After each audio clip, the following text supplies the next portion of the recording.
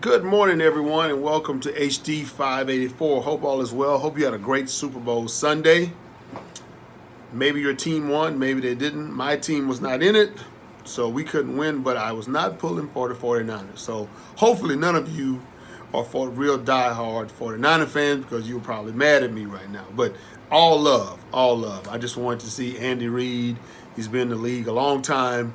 Get something that I know he's been working hard for since he became a head coach.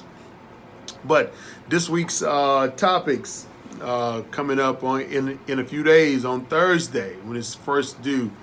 Um, I don't think I have a male in this class. I think I'm the only male, if my memory serves me correct. So all of you should have very interesting things to say about this topic. How are the factors of identity development impacted by your experience? How do experience of dominant culture, white women, differ from that of women of color? And how do the experiences of transgender women differ from that of cisgender women? I'm going to talk about the transgender. Because we're in a different day and time now, personally, I have not run across many transgender women here in LA at all. I don't think I even know any. So this is a topic I really can't speak on. My only interaction with a transgender was many moons ago when I was a kid. When I say kid, about 15, 16 years old, I used to spend every summer in New Orleans with my aunt, my dad's sister. And at night, Bourbon Street was, and Canal Street was probably 5 blocks away from where my aunt stayed. She lived uptown New Orleans. So we would, my cousin and I, we would roll out about 11:30, 12 midnight. And I was always a dancer. I used to dance. Matter of fact, that was one of the main reasons I wanted to move to LA when I was a kid, to dance on Soul Train. Some of you may be too young to even remember what Soul Train was, and some of you may have never even heard of Soul Train. But that was my thing, dancing. So we were walking up Bourbon Street, and I saw this lady go in, and she was just dancing and moving around. I'm like, oh my goodness. And it was a great song playing. I said, I want to go dance with her.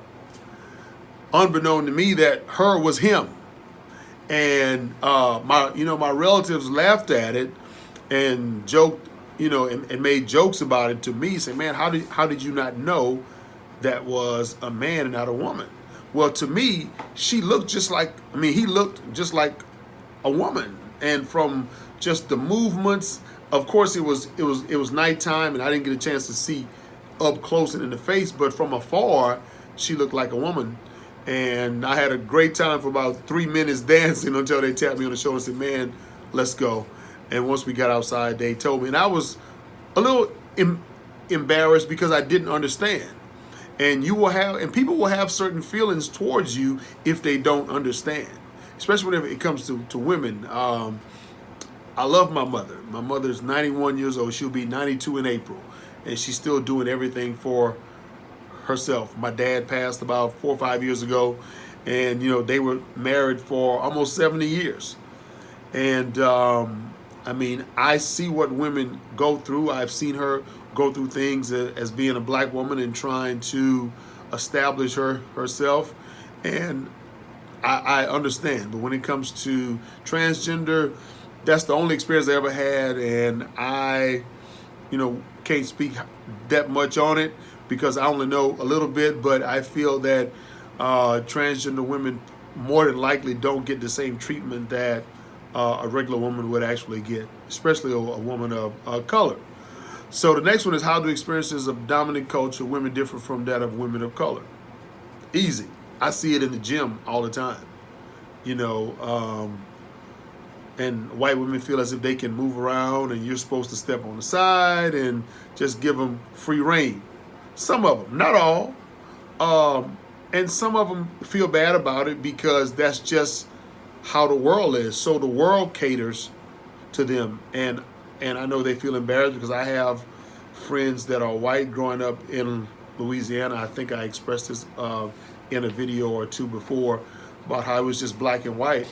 So I have a lot of white friends, and they'll tell me all the time, say, hey, it wasn't us, and we don't feel that way. But some of them actually do. It's just automatic privilege, and that's how they feel. So how does that make you feel as a woman of color whenever you go in a department store and you may have just as much money or just as much clout or just as much style as someone that doesn't look like you or the same shade of color, and they get better treatment? And the last one, how are factors of identity development impacted by your experience? And I'll let you all answer that. I can't speak for the ladies in the house. So once again, have any questions? All of you have been utilizing email and text. Please feel free to continue, and I will keep posting these videos and talking to you all, and have a wonderful day and the rest of your week, and I look forward to reading your posts. Bye-bye.